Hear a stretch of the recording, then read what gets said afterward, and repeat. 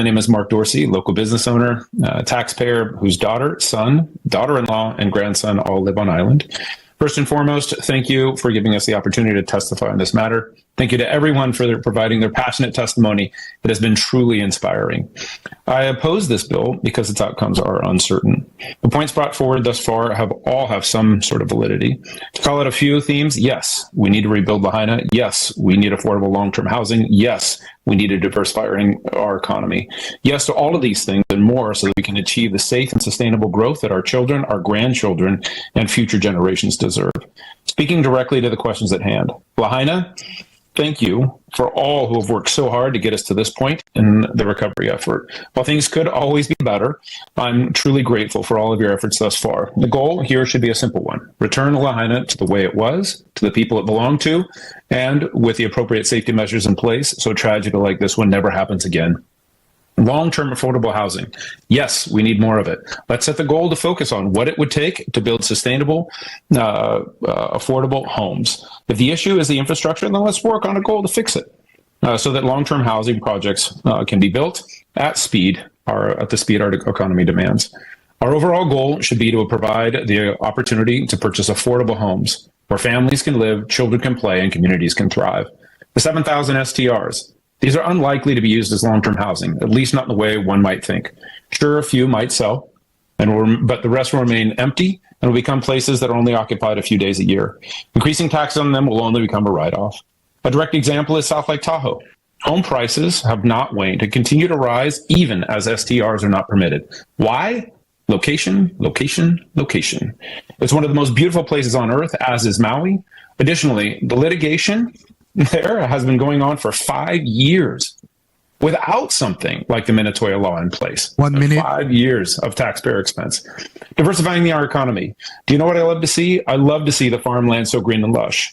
Wow, what an accomplishment from just a few years ago. If you haven't flown into Maui lately, you should. The view is awe-inspiring and a living testament to what can be done when we set our minds to it. I love to see Maui, Pono, and ABC Foodland Costco. Have you had one of their watermelons? Truly a treat and a budding economy as well. There are so many opportunities. I'm just back from a business trip to the East Coast. And what do I see? Olokai in stores. All sorts of Maui type things. Hawaii everywhere. It's amazing to see. People love Maui. People love it here just like we do. I love clarity and I look at all things as an opportunity. This too is an opportunity. Thank you for listening to my opposition. Have an amazing day. Mahalo. My name is Yvonne Bosk, and I strongly oppose the proposal to phase out the Minatoya listed condos. My husband and I are full-time residents, small business owners in Kihei, and own a vacation rental at Maui Vista. I read an article in Maui Now where a concerned chairperson, Lee, had pointed out a report that indicates more than 4,000 residents have already left Maui since the fires. My concern is that if this proposal passes, you will see a massive exodus of folks like us that can no longer run their business, who rely on visitors that are staying in these units. The slowdown of visitors coming to Maui is already having a negative impact. Our small business is down 41% from the period right after the fires until June of this year, as compared to the same period the previous year.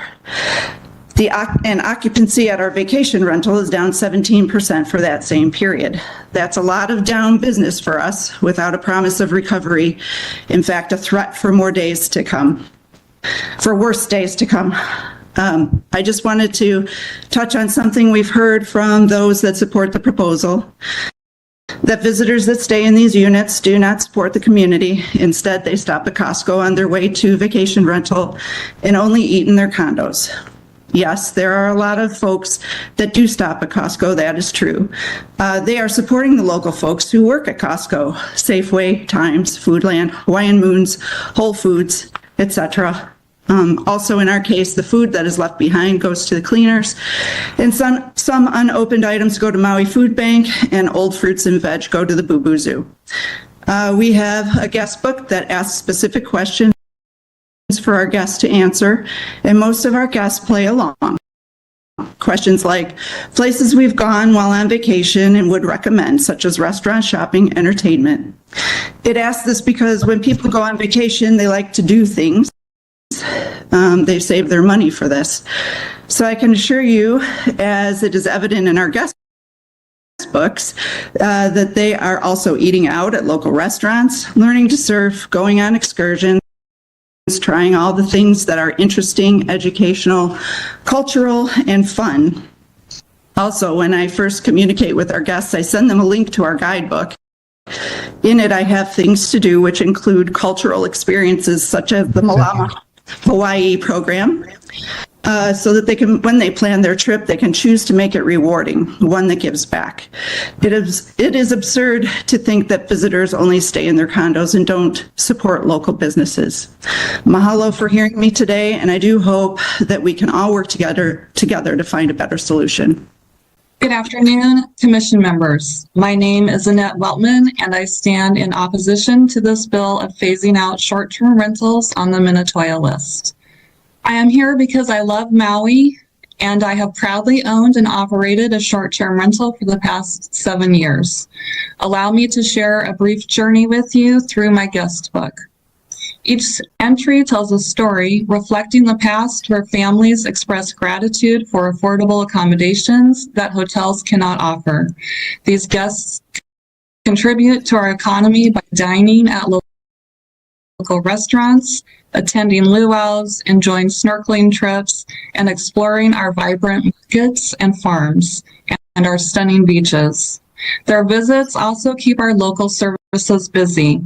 We regularly call Val's Plumbing to unclog drains, Best Screen for repairs after accidental mishaps, and our cleaning companies, Trinity and Precision, for extra supplies, as well as a few handymen on call for repairs. Occasionally, our guests sometimes seek services from local clinics.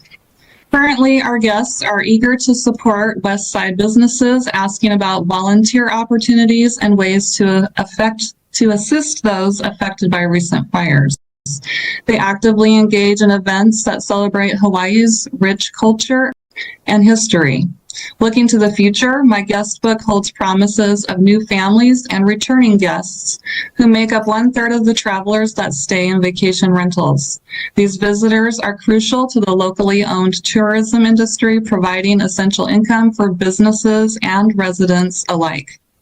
Legal vacation rentals are the primary funding source for the Maui Affordable Housing Fund, creating thousands of well-paying jobs and contributing millions to our local economy through taxes and fees that support public services and infrastructure.